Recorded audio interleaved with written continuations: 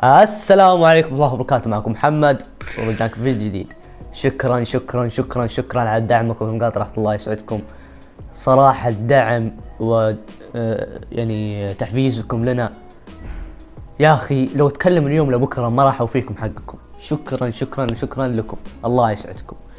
طبعا قبل لا نقول فكرة اليوم لا تنسى اللايك والاشتراك وفايدة التنبيهات توصلك شيء من قناة كلام فيزيكس سبورت، ولا تنسى كود الهيتم شوب FJX. خلونا نبدأ. طيب، ما هي فكرة مقطعنا لليوم؟ معانا أحد أفضل الأشخاص في كلام فيزيكس سبورت، وأحد أفضل المواهب العربية، الأسطورة أوفريكس. السلام عليكم.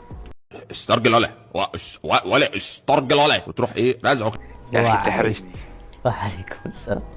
مستحيل أخ، لكن لازم يا أوفريكس. اي من زمان ما طلع لهم يا اخي، ما يعرفون وش يصير خلف الكواليس مع كل مقطع. صح، بس لازم الآن نعطيك أسئلة صريحة وقوية. حسنا حسنا.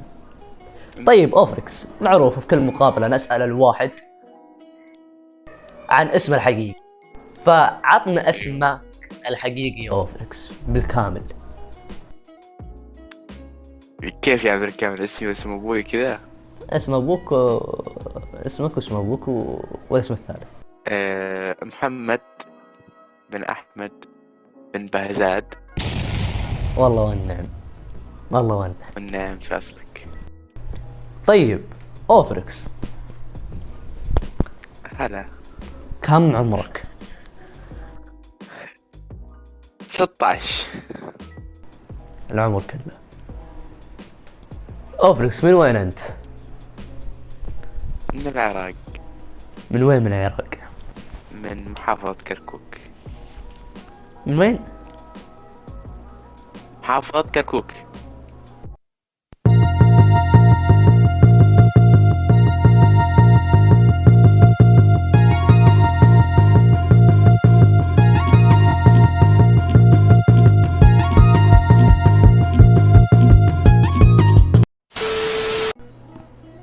صراحة أول مرة أسمع فيها. حقك في الشمال لأنه بعيد عن الخليج وكذا. طيب نبدأ في الأسئلة الصعبة. كم رقمك؟ لا خاف. This is where we fight! This is where they die! Remember this day, man, for it will be yours for all time! وين؟ صدمني، كنت بطلع من البارتي. طيب أوفريكس، ليش سميت نفسك أوفريكس؟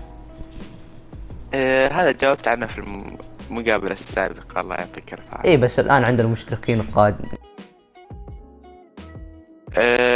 شوف، اثنين كنت أتابعهم، محتواهم كان يعجبني، كانوا دو خرافي، وأنا كنت صغير يعني في العمر قبل سنوات طويلة.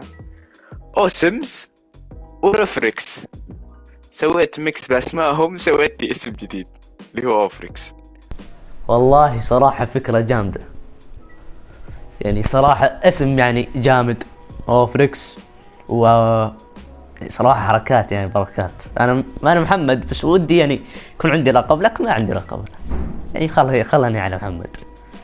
طيب أوفريكس، الكل يعرف انك انت اداري في فريق فيزيكس سبورت، بس ما يدرون متى دخلت الفريق وليش دخلت الفريق. دخلت الفريق اليوم 5 من رمضان سنة 2020. اخص تعرف وانا ما اصلا نسيت انا. ايه، دخلت في البداية كمصمم. حلو. سبب دخولي ما كان في سبب، بس عشان كذا ابي ادخل كلان، طقت في راسي ابي ادخل كلان، دخلت. تصاميم ما كانت تساعد اني ادخل، بس اني انقبلت ما اعرف كيف وتطورت مع الوقت.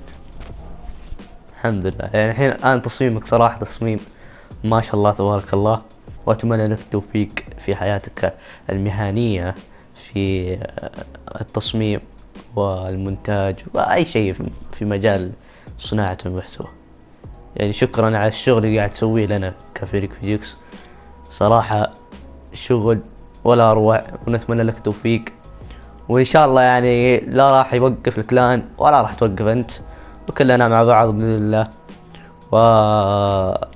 ونبغى نساعدك يا أوفريكس لين توصل للقمة، ونتمنى لك توفيق. انا اصلا في القمة معكم، ايش رايك؟ اضحك محمد، اضحك عبد الله، اضحك يلعن، اضحك. هل مجال التصميم صعب ولا سهل؟ وليش؟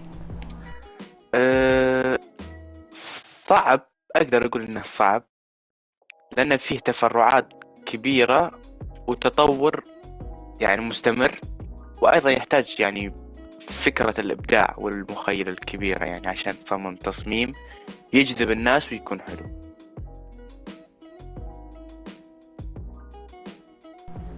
فاقدر اقول انه صعب. بس أنا الآن بس اذا كمل. بس اذا يعني واحد حاول من كل قلبه يقدر يعني ويشوفه شغلة سهلة. أنا الآن يا أوفريكس في بداية الكلام ما كان عندنا مصممين، فأنا كنت أصمم أنا ودحوم، لكن يوم أنا كنت أصمم صراحة يعني ما أدري كيف أسوي التصاميم اللي أنتوا قاعد تسوونها الحين، ما كنت أعرف. فكيف لو وصلت للدرجة هذه أوفريكس؟ وأنا كنت أصمم يعني قبلك وما وصلت هذا المواصيل. لا مو قبلي اولا او هذه اولا. أوكي لازم كذا نعطيك تمديح لك. ثانيا ان لازم يعني ما تثبت على شغلة معينة في التصميم. يعني مثلا اليوم سويت الخطوة هذه والخطوة هذه وضفت هذا الشيء وضفت هذا الشيء، بكرة لما تيجي تصمم تحاول تلقى شيء يختصر لك أكثر، تحاول تلقى شيء يجمل لك أكثر، تنزل ملحقات أكثر، تشوف أفكار أكثر عشان تتطور بشكل مستمر. صراحة يعني ما شاء الله تبارك الله، تطور يا أخي، التطور اللي عندك أنت شيء أسطوري. يعني أنت كيف كنت وكيف صرت، يعني تطور يعني أسطوري من كل النواحي. يعني تبغاه من جودة، من فكرة، من تصميم جامد وجميل ورايق، من شخص رايق. شكرا على الشغل اللي قاعد تسويه يا أوفريكس. عفوا يا أخي لا تحرجني، تكفى. اوكي طيب أوفريكس، يعني وش اللي خلاك تصير مصمم؟ يعني أنت وش يعني مين شفت شخص وصرت تبغى تصير زيه، ولا كيف دخلت مجال التصميم نفسه أصلا؟ أنا شخص كنت يعني أبي أصير يوتيوبر، ما كان معي أحد، بدأت بالتصاميم عشان أصمم لنفسي ثمنيلات. التصاميم ما كانت موفقة أبدا وكانت على نفس المستوى والرتم. لما دخلت فيجيكس لقيت فيه منافسة، الناس يصممون تصاميم حلوة أما أنا لا، فقلت لازم أتطور معهم وأدور أي حاجة أتطور فيها عشان ما يكرشوني برا الفريق. هذا كان سبب التطور يعني. والله إجابة حلوة ومنطقية صراحة. طيب أوفريكس، حاليا يعني في مجال الكلانات وفي مجال يعني الأفرقة والمنظمات هذه، مين تشوف إنه أفضل كلان حاليا مسيطر على كل شيء؟ مسيطر على كل شيء؟ ما هو مسيطر على كل شيء، يعني وش أفضل كلان حاليا بالنسبة لك؟